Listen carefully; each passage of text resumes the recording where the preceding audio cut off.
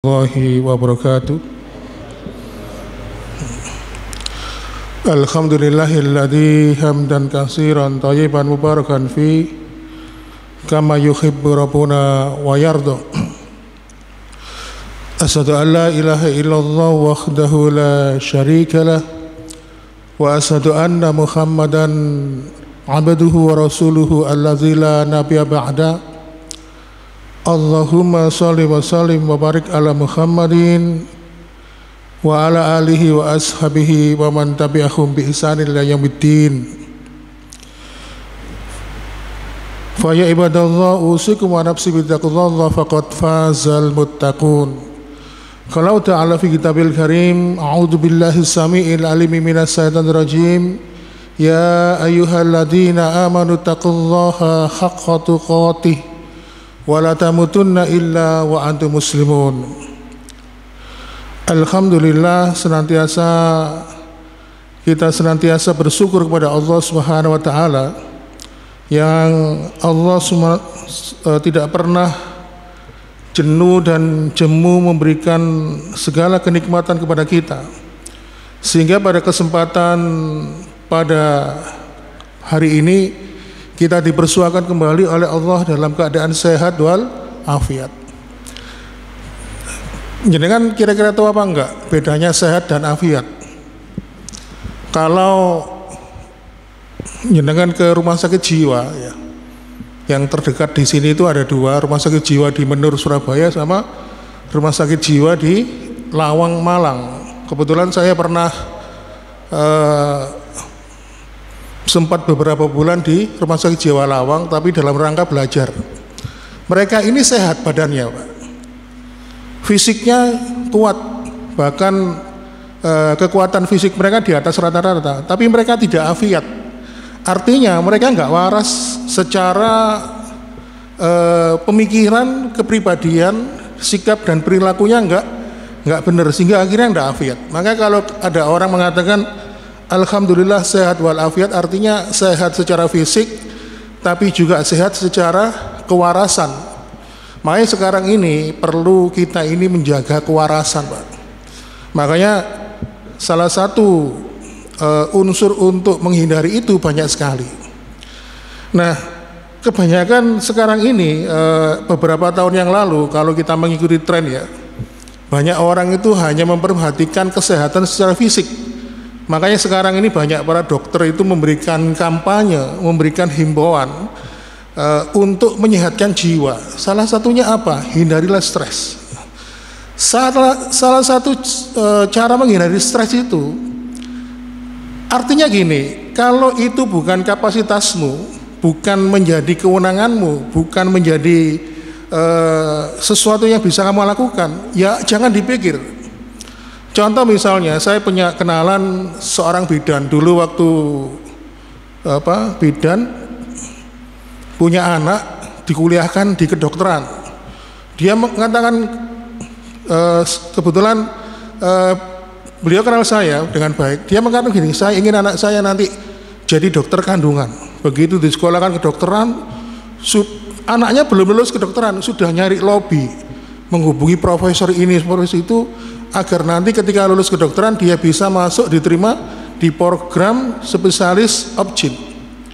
Tapi ternyata setelah anaknya lulus tidak diterima, Pak. Akhirnya apa? Stres. Artinya stresnya itu karena dia istilahnya itu berusaha menggapai sesuatu yang dia bukan tidak mampu untuk digapai. Makanya kalau kita ini merasa tidak mampu terhadap sesuatu, ya tidak apa-apa, silakan aja. Yang penting itu adalah sesuai dengan kemampuan kita. Makanya kadang-kadang bagi mereka yang sering duduk di atas mimbar seperti saya ini, sering ada mengatakan sedikit ceramah, sedikit kok sik pancet ae, kok gak ono perubahan ya. Padahal dia nggak tahu hak prerogatifnya Allah itu memberikan hidayah kepada siapapun. Makanya termasuk kita sebagai orang tua terhadap anak kita itu ya kita berusaha memberikan nafkah yang baik, memberikan pendidikan yang baik untuk masa depannya. Serahkanlah kepada Allah Subhanahu wa taala. Maka sikap demikian inilah yang bisa menghindarkan stres. Karena sekarang ini banyak orang yang tidak sadar dirinya itu mengalami stres ya, mental illness dan sebagainya. Baiklah jamaah sekalian, itu sebagai mukadimah pada pertemuan pada pagi hari ini, sesuai dengan materi yang telah di-share kemarin tentang manajemen kematian. Jadi ternyata ada salah satu sunnah di dalam agama kita ini. Salah satu sunnah itu adalah 1/4 dari ajaran agama kita, yaitu tentang menyiapkan kematian, Pak. Kenapa? Karena manusia di dunia itu hidup di atas tanah, maka dia harus menyiapkan kehidupan nanti ketika dia hidup di bawah tanah. Ketika kita membicarakan kehidupan, maka tentunya kehidupan itu bergandengan mesra dengan kematian. Sebagaimana pertemuan itu bergandengan mesra dengan perpisahan. Sebagaimana pula kalau kita ini sering mengalami kesulitan, maka kesulitan itu pasti sering bertemu dengan kemudahan. Maka kegembiraan, kebahagiaan bergandengan erat dengan kesedihan. Dan itulah fitrah kehidupan manusia. Oleh karena itu, ma'asyiral muslimin, berbicara kematian ini ada sebuah ungkapan yang menarik dari sahabat Umar bin Khattab. Umar bin Khattab ini sering, kalau kita melihat sejarah beliau ya, beliau ini sering mengucapkan quote itu kata-kata indah ya. Jadi kata-kata Umar bin Khattab itu sering dijadikan sebagai ungkapan-ungkapan untuk motivasi. Salah satunya begini: laqad sami'u Umar mata fulan wa mata fulan. Umar itu terlalu sering mendengar si fulan meninggal dunia dan si fulan meninggal dunia. Wa sayati yaumun, dan akan datang suatu hari orang lain mereka akan mendengar bahwa Umar meninggal dunia. Dan ini menjadi perundangan kita. Kebetulan saya ini dimasukkan grup WA oleh teman saya ya. Di grup itu setiap hari itu ada pengumuman orang meninggal dunia. Bahkan seluruh Indonesia hampir satu hari itu bisa sampai informasi tentang orang meninggal dunia, telah berkabung, telah meninggal, banyak kata-katanya.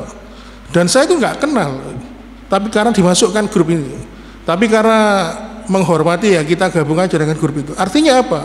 Bahwa ternyata kehidupan dan kematian itu bergandengan sangat erat, Pak. Mungkin diri kita ini kalau kita tidak menyadari hal ini, bahwa kematian itu begitu dekat, Pak. Makanya kalau kita melihat sebenarnya Allah itu sudah memberikan tanda-tanda. Contoh misalnya uban ya. Uban itu pertanda dari Allah Subhanahu wa taala. Kemudian tanpa kita sadar, anak kita yang dulu lahir begitu menjadi besar, dewasa, menikah, punya anak, artinya kita punya cucu, itu juga pertanda bahwa lonceng kematian semakin dekat dengan kita, Pak. Kemudian ketika kita ini baru bertemu dengan teman kita, lalu tidak lama kemudian dikabarkan teman kita ini meninggal dunia, itu juga lonceng kematian untuk diri kita. Makanya kalau sudah memasuki usia 40 tahun itu, sebagaimana yang digambarkan oleh Allah di surat Al-Ahqaf di ayat yang ke-15, ada doa di sini yang berbunyi Rabbi auzi'ni an askura nikmatakal lati an'amta 'alaiha, dan seterusnya. Artinya kita diminta oleh Allah banyak-banyak berdoa, bersyukur. Bersyukur bila diberikan hidayah, bersyukur bila diberikan nikmat, sehingga nikmat itu diharapkan mampu terus sinambung kepada anak keturunan kita.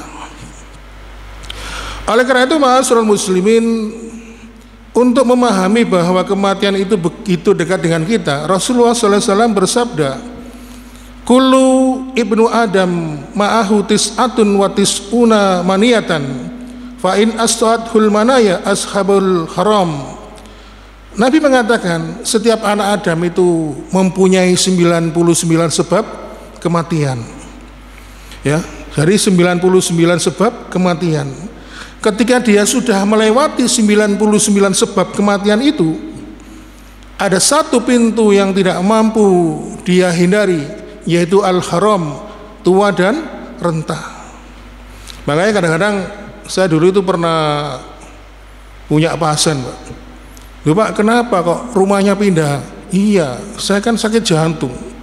Saya harus pindah di dekat rumah sakit supaya kalau jantung saya kumat itu cepat-cepat ke UGD, biar cepat ditangani. Kebetulan beliaunya rumahnya ke Melagi ya, pindah ke dekat rumah sakit. Dan ternyata beliau meninggalnya bukan karena sakit jantung, Pak. Ada juga seorang pejabat yang dulu waktu ada kecelakaan pesawat, ya, beliau merasa getun ya ketika ketinggalan pesawat. Dan ternyata ketika pesawat itu sudah landing, sudah terbang, akhirnya terjadi kecelakaan dan dia bersyukur tidak menjadi korban dari kecelakaan pesawat itu. Artinya beliau bersyukur dihindarkan dari maut. Artinya dia dihindarkan dari sebab kematian. Kalau misalnya ada anak yang baru lahir meninggal dunia, maka dia meninggal pada sebab kematian yang pertama. Kalau ada anak usia TK meninggal dunia, dia terhindar dari sebab kematian yang kelima, ya. Makanya kalau kita lihat film-film action itu, Pak, ya, film action tembak-tembakan, sampai kejar-kejaran pakai mobil, kecelakaan, berguling-guling, tubuhan, kok seorep, berarti dia terhindar dari sebab kematian kesekian. Makanya kadang-kadang sebab kematian ini begitu dekat, Pak. Apabila seseorang itu berumur panjang, mampu melewati 99 sebab kematian itu, maka satu pintu yang tidak bisa dia lewati, yaitu al-haram, tua dan renta. Oleh karena itu, ma'asyiral muslimin, ada pertanyaan yang kira-kira 3 poin jawabannya. Kenapa membicarakan kematian yang indah itu harus senantiasa kita hadirkan dalam hati dan pikiran kita? Alasan yang pertama, karena kematian yang indah itu menunjukkan bagaimana kedudukan dan posisi seseorang itu di hadapan Allah. Itulah kedudukan orang yang meninggal dalam keadaan husnul khotimah. Makanya kadang-kadang Rasulullah SAW itu menyampaikan, innamal a'malu bil khawatim. Semua amalan itu tergantung akhirnya. Berarti kematian itu indikator barometernya adalah melihat untuk kualitas kehidupan seseorang. Makanya kadang-kadang kematian itu bisa menjadikan jalan hidayah bagi seseorang. Contoh, jenengan kalau lihat kemarin kisahnya gembong narkoba, narapidana mati, Freddy Budiman, begitu dia divonis mati, akhirnya dia mendapatkan hidayah, Pak. Dia mulai belajar agama, belajar ngaji, belajar sholat, belajar ilmu tauhid, ya, belajar ilmu akidah, ilmu akhlak, dan ini dikisahkan oleh Ustadz Fatih Karim. Jadi Ustadz Fatih Karim ini sering muncul di TV. Beliau bahkan menyaksikan sendiri bagaimana proses kematian dari Freddy Budiman. Dan puncaknya ketika vonis hukuman mati itu dilaksanakan, Freddy Budiman menolak dipakaikan penutup untuk kepalanya ini. Padahal penutup kepala itu untuk mengurangi tekanan psikologis. Kalau melihat juru tembak yang berbaris di depannya itu, sebenarnya untuk menutup kepala itu untuk mengurangi kecemasan. Tapi Freddy Budiman mengatakan, saya ingin menatap perbuatan dosa dan maksiat yang telah berlalu, yang telah aku lakukan. Aku ingin menatap itu semuanya, bahwasanya dulu aku adalah bukan orang yang baik. Lalu kemudian Freddy Budiman pun ditembak mati pas di jantungnya, dan dia meninggal dalam keadaan husnul khatimah. Karena apa? Innama a'malu bil khawatim. Amalan itu ditentukan di akhir kehidupan seseorang.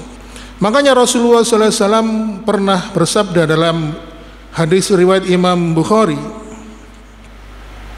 fa inna ahadukum la ya'lamu bi'amali ahlil jannah hatta yakuna bainahu wa bainaha illa dira'un fayasbiqu 'alal kitab faya'lamu bi'amali ahlin nar hatta yadkhuluha.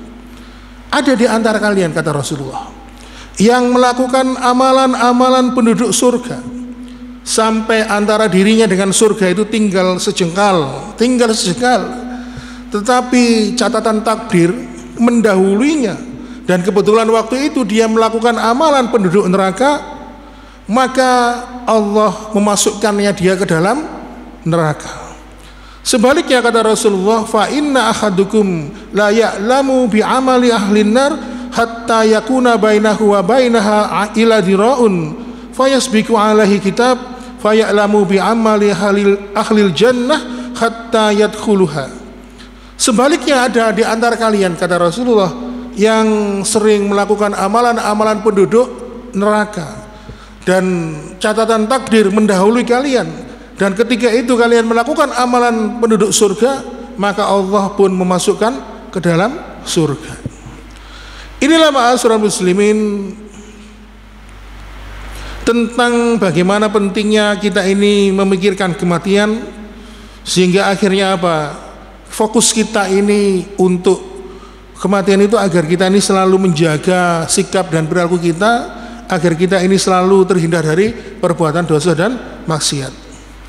Kemudian jawaban kedua dari pertanyaan tadi, kenapa membicarakan kematian yang indah itu harus kita hadirkan dalam hati dan pikiran kita? Jawabannya adalah karena kematian yang husnul khatimah itu adalah tanda dari Allah yang menjadikan orang yang meninggal dalam keadaan husnul khatimah itu kuburnya dilapangkan, Pak.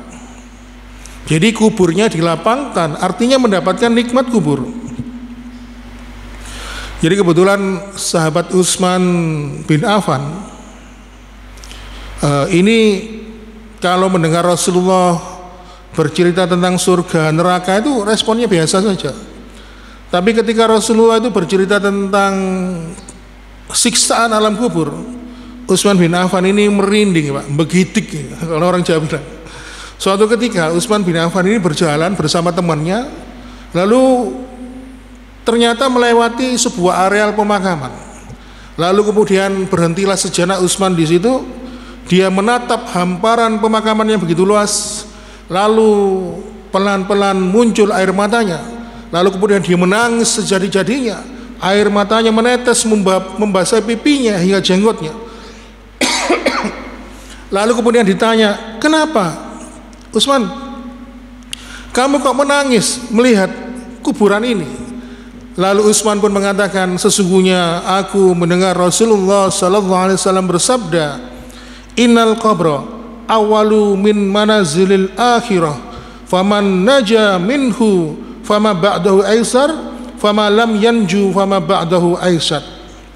Sesungguhnya kata Rasulullah, alam barzah itu awal dari perjalanan panjang kita menuju kepada akhirat. Barang siapa yang selamat di dalam alam kubur itu, maka dia akan semakin mendapatkan keselamatan, kemudahan di alam-alam berikutnya. Sebaliknya, ketika di alam kubur itu dia mendapatkan kesulitan, mendapatkan siksaan kubur, maka di perjalanan berikutnya menuju akhirat dia akan semakin mendapatkan kesulitan dan kesulitan. Lalu aku membayangkan diriku, kata Utsman, seandainya aku ini mendapatkan azab kubur, maka aku bisa menebak perjalanan akhir kehidupanku ini akan semakin mendapatkan kesulitan di hadapan Allah Subhanahu wa taala. Oleh karena itu, ma'asyiral muslimin, maka perlu diketahui di dalam alam kubur itu ada beberapa fase. Yang pertama adalah fase himpitan kubur. Kemudian fase yang kedua adalah fase pertanyaan kubur. Lalu yang ketiga adalah fase azab dan nikmat kubur. Dan fase yang keempat adalah fase penempatan roh, ditempatkan di iliyin atau di sijilin. Itu poin yang kedua. Sedangkan yang ketiga, kenapa kita ini harus selalu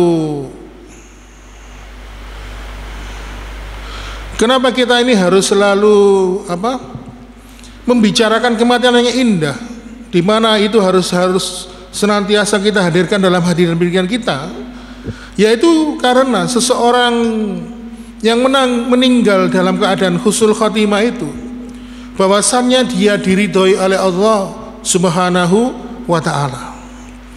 Dalilnya mana? Dalam riwayat Imam Adz-Dzahabi juga Imam Hakim didapatkan sebuah keterangan dari Rasulullah SAW, innallaha idza ahabba abdan asaluhu qalu wa ma asaluhu ya Rasulullah qala yuwaffiqu lahu amalan salihan idza baina yadahi al ajalihi hatta yarda anhu jiran huwa man qaulahu. Jika Allah cinta kepada hambanya, maka Allah akan memberikan dia pemanis.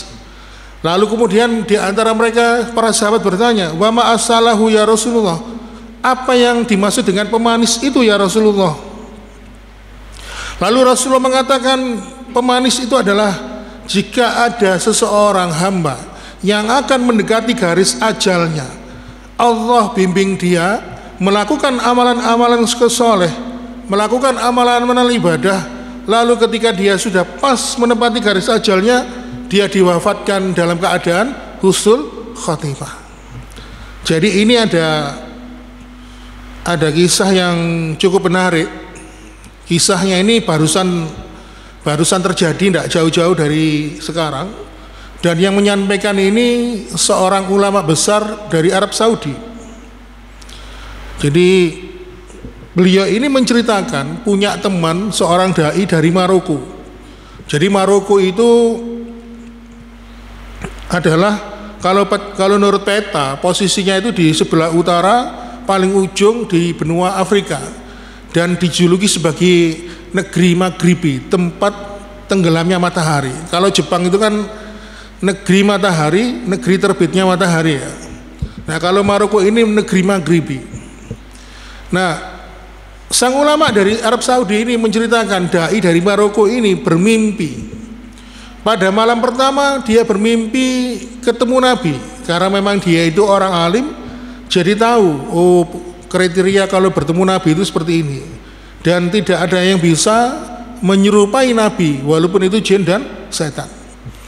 Jadi ketika itu dia bermimpi ketemu Nabi, datanglah kamu ke kota Mekah, carilah seorang laki-laki yang bernama Fulan bin Fulan bin Fulan. Alamatnya sekitar sini, disebutkan nama desanya. Lalu katakan kepada laki-laki itu, kata Nabi, bahwasannya dia adalah penduduk surga. Ternyata pada malam berikutnya dai dari Maroko ini mimpi lagi. Redaksinya sama, kontennya sama, isi pesannya juga sama. Pada malam ketiga Nabi hadir lagi dalam mimpi di dai Maroko ini. Carilah laki-laki ini dekat kota Mekah ya. Namanya Fulan bin Fulan bin Fulan, katakan padanya bahwa dia adalah calon penghuni surga. Begitu ketiga kali bermimpi ini, dia semakin yakin kalau mimpinya itu benar, maka dia segera bergegas mengambil seluruh tabungannya, lalu dia berangkat ke Arab Saudi, ke kota Mekah ya. Dia pertama kali melakukan ibadah umrah dulu. Setelah selesai umrah, baru kemudian dia menghubungi teman-temannya. Waktu teman-teman yang kenalannya waktu dia dulu kuliah di Universitas Madinah. Dan ternyata circle pertemanannya ini begitu banyak ulama-ulama besar yang cukup masyhur adalah circle pertemanannya dia. Lalu kemudian dia minta tolong kepada mereka. Akhirnya diketahui sebuah informasi bahwa di desa ini, kecamatan ini, RT ini ada seorang laki-laki yang dicari bernama Fulan bin Fulan bin Fulan. Akhirnya penasaran, mereka pun ikut berombongan. Si dai Maroko bersama beberapa ulama dari Saudi ini ikut rombongan datang ke sana. Ketika tiba di kampung itu, mereka bertanya, apakah benar di kampung ini ada seorang laki-laki yang bernama Fulan bin Fulan bin Fulan? Lalu salah satu masyarakat di Sud mengatakan, oh benar, ada. Dia ada memang. Tapi yang saya heran kenapa? Panjenengan semua ini kan orang alim. Bahkan saya bisa melihat di antara panjenengan ini ada seorang ulama besar. Kok datang mencari seorang pemuda bejat, pemuda durjana? Dia itu pokoknya nuwakal istilahnya. Lalu dai Maroko mengatakan, saya dapat amanah, saya ingin ketemu dia. Akhirnya diantarlah menuju ke rumah dai di rumah pemuda ini. Lalu dai dari Maroko itu setelah bertemu dengan pemuda itu mengatakan, apakah benar engkau bernama Fulan bin Fulan bin Fulan? Oh benar. Apakah engkau sejak dari kecil tidak pernah ganti nama? Oh enggak. Ketahuilah sesungguhnya aku ini 3 kali dalam kesempatan itu bertemu Nabi dalam mimpi. Aku diperintahkan oleh Nabi untuk menyampaikan kepadamu, absiru, ya, bahwasannya kabarkanlah, kata Nabi, bahwasannya engkau adalah calon penghuni surga. Dan ternyata si laki-laki ini kaget, lalu dia menangis. Kira-kira apa yang menyebabkan aku ini mendapatkan kehormatan besar seperti ini? Padahal saya ini bukan orang baik. Saya ini sering berbuat dosa dan kemaksiatan. Bahkan saya ini jarang sekali sholat, Pak. Lalu kemudian si dai Maroko ini mengatakan, mungkin kamu punya amalan tertentu yang kamu rahasiakan. Setelah diingat-ingat, oh ya, aku dulu punya seorang tetangga. Setelah tetangga ini janda, punya banyak anak.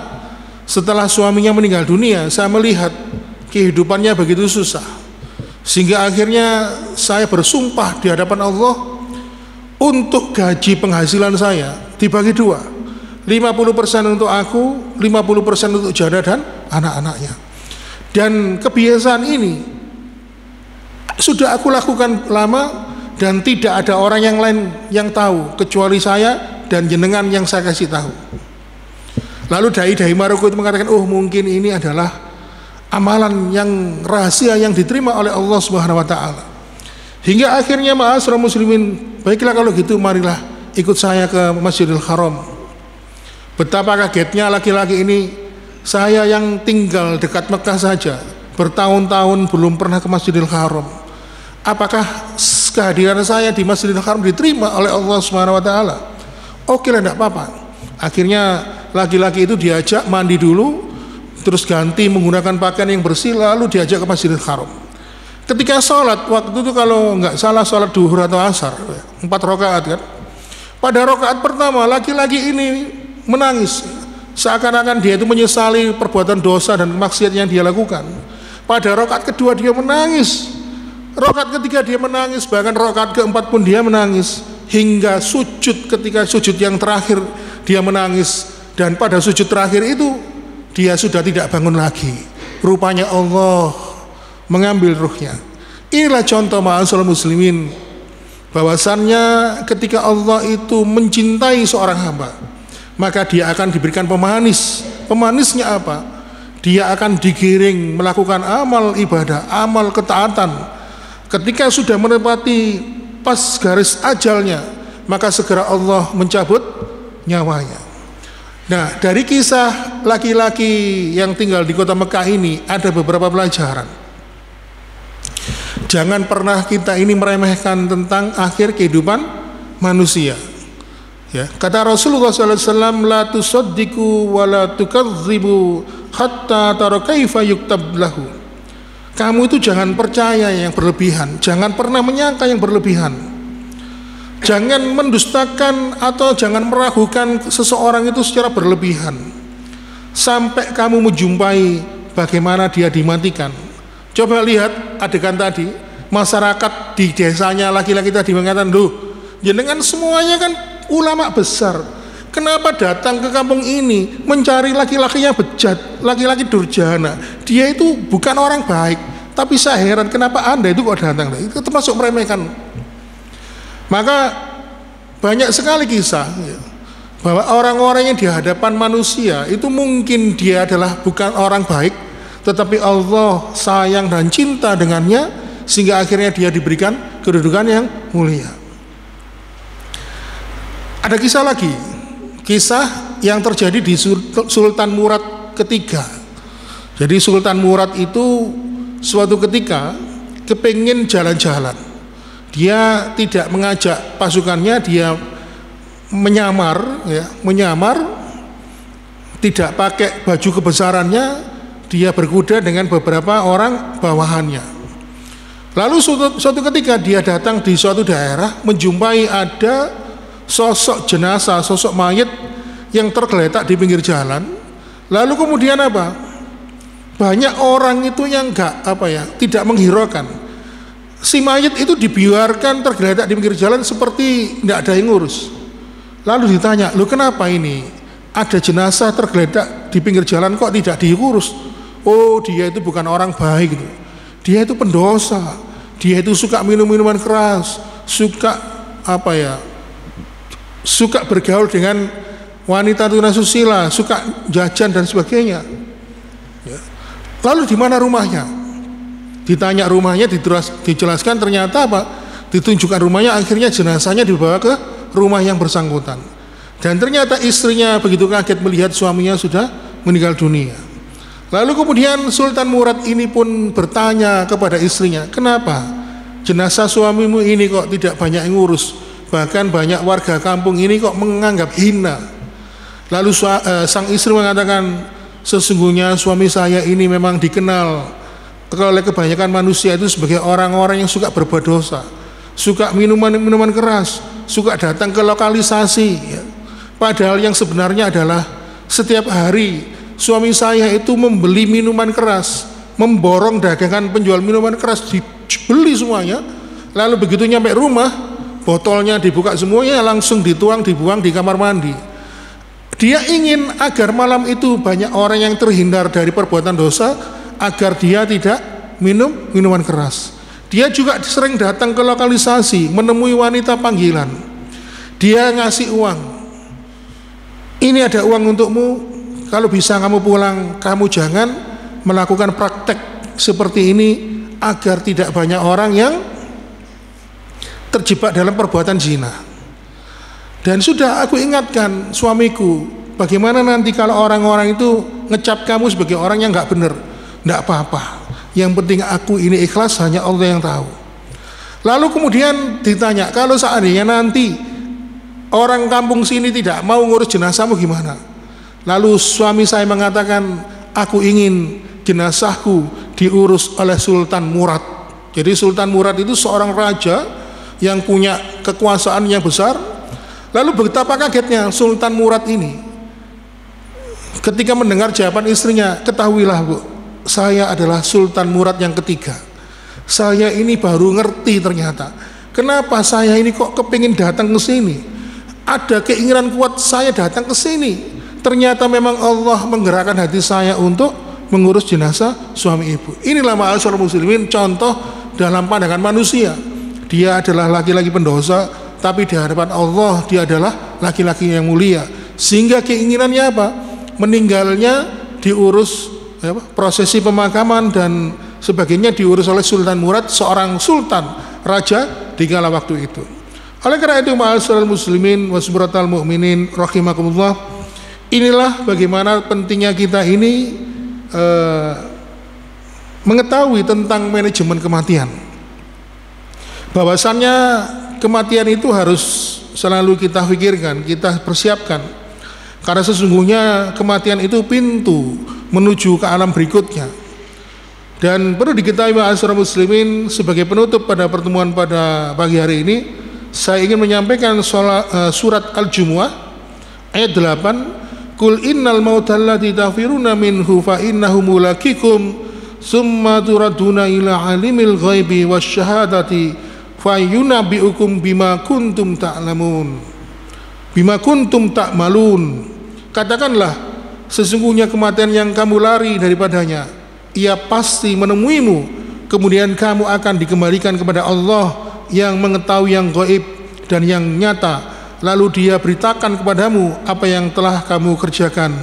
Dan juga Rasulullah SAW menyampaikan dalam sebuah hadis, "Al-mautu babun wa kuluna tadkhuluhu." Kematian itu adalah ibarat pintu, dan kalian wahai manusia pasti akan melewati pintu tersebut. Demikian ma'asyiral muslimin yang dapat kami sampaikan, mudah-mudahan bermanfaat. Sekali lagi mohon maaf bila ada kekurangan. Kita tutup dengan doa kafaratul majelis. Subhanakallahumma wa bihamdika asyhadu an la ilaha illa anta astaghfiruka wa atubu ilaik. Wassalamualaikum warahmatullahi wabarakatuh.